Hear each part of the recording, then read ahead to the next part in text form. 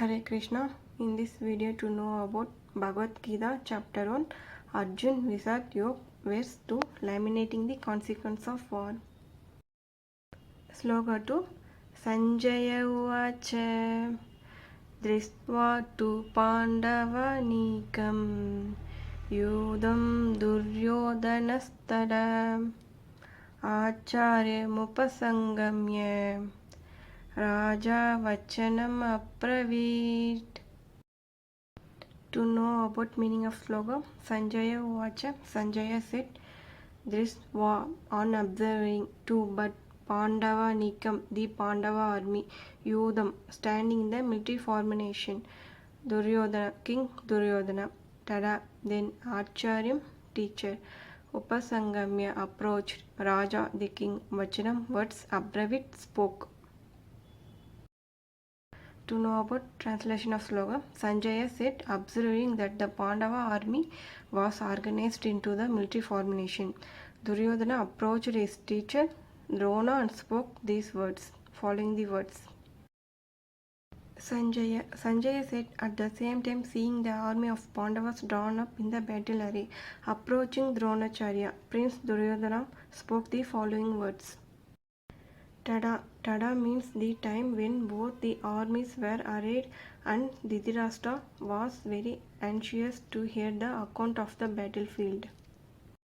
2. Dhritarashtra put the question about his sons and the sons of Pandu, so Sanjaya uses the word to tell Dhritarashtra first about his sons. Drisvatu Pandava Nikam Yudam. It means that the army of the Pandavas was arrayed in good order. The warriors had no difference in their opinion.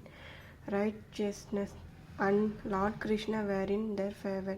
Therefore, the Pandavas, though few in number, had greater impact, seeing their army arrayed. Duryodhana was also influenced, so he approaching Dronacharya spoke prudent and serious words.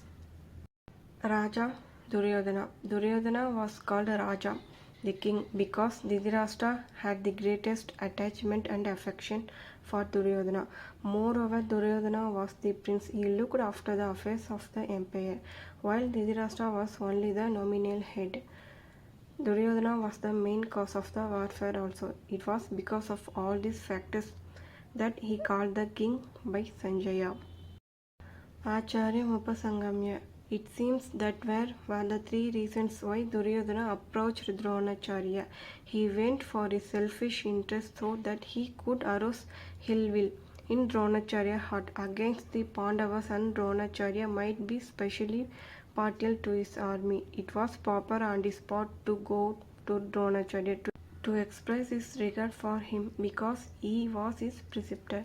It is very significant for the chief warrior not to leave his position, otherwise the whole order of the army is disturbed. So it was proper on the part of Duryodhana to go to Dronacharya. Here the question may be raised that Duryodhana should have first of all approached Bhishma because Bhishma was the commander supreme. Then why did he approach Dronacharya? The answer is that Drona and Bhishma both loved the Pandavas and the Kauravas, but Drona had special kindness and love for Arjuna. Moreover, Duryodhana had a pupil preceptor relationship with Drona, but he had no family relationship with him. Therefore, it was proper on his part to go to Drona to please him. In practical life also, it is seen that a man, for his selfish interest, tries to please a person who is not closely related to him by offering him regard. Duryodhana thought that Bhishma was his grandfather, so it was easy to please him, even if he was displeased because of his family relationship. So Bhishma also loved him very much. Bhishma blew his conch loudly to please and cheer up Duryodhana. Vachanam Abravit. Here it was sufficient to use the word Abravit, spoke, which also includes Vachanam words. So there was no need to use the word Vachanam. Even then, the term Vachanam has been used, which shows that Duryodhana spoke prudent and meaningful words in order to arouse ill will in Dronacharya's heart against the Pandavas and to win his favor, so that he could fight wholeheartedly on the Kauravas side and they would gain victory. Thus, the term Vachanam was used with a selfish motive.